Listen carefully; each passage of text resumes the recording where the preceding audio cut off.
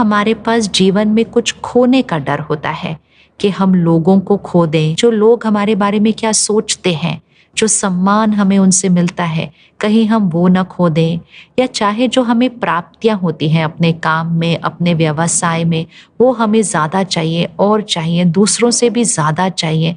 ये सब चीज़ों के लिए ही हम कभी कभी सच में मिलावट कर देते हैं, या कहें सच पर चलने की शक्ति नहीं होती, क्योंकि हम कुछ ना कुछ खोने का डर रखते हैं। लेकिन जब ये सत्य पता चल जाता है, वो सारी चीज़ें जो मैं बाहर दुनिया में ढूंढ रही थी, लोगों से मांग रही थी कि मुझे प्यार दो, मुझे सम्मान दो, 2 मिनट तो मुझसे अच्छे से बात करो, मैं खुशी को चीज़ों में ढूंढ रही थी, मैं खुशी को अपने काम में, उसकी प्राप्तियों में ढूंढ रही थी, और क्योंकि मैं उसको बाहर ढूंढ रही थी, मैं उस सत्य से और दूर होती जा रही थी।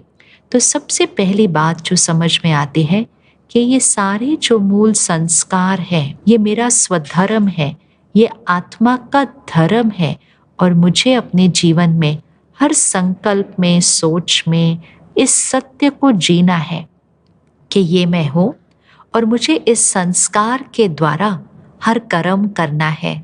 तो जीवन जीने का तो नज़रिया ही बदल जाता है, काम करने का तरीका बदल जाता है, रिश्ते निभाने का तरीका बदल जाता है, क्योंकि रिश्तों में अब हम सिर्फ देने वाले होते हैं, क्योंकि हमें कुछ चाहिए नहीं, जो चाहिए वो तो हमारे पास ऑलरेडी है।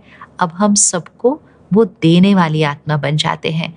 तो जीवन जीने के तरीके में बहुत बहुत ज़्यादा फ़र्क पड़ जाता है, या कहें दिन से रात का जितना फ़र्क होता है, उतना ही जीवन जीने के नज़रिए में बदलाव आ जाता है। जो शोर मचाता है, जो अपशब्द बोलता है, जो कंट्रोल करता है, वो खुद अंदर बिल्कुल खुश नहीं है। वो हमें तंग नहीं कर रहे, वो खुद से तंग हैं। तो फिर हमारा उनके प्रति क्या होना चाहिए? नजरिया बदलिए। ये मुझे तंग नहीं करते, ये बोलिए आगे पूरा, ये खुद अंदर तंग हैं। तो फिर मुझे क्या करना चाहिए? जैसे जो आपकी साइड की कुर्सी पर बैठा है, उसकी अभी अभी तबीयत खराब हो जाए और वो उल्टी कर दे, लेकिन वो थोड़ी तो आपके ऊपर गिरेगी ना।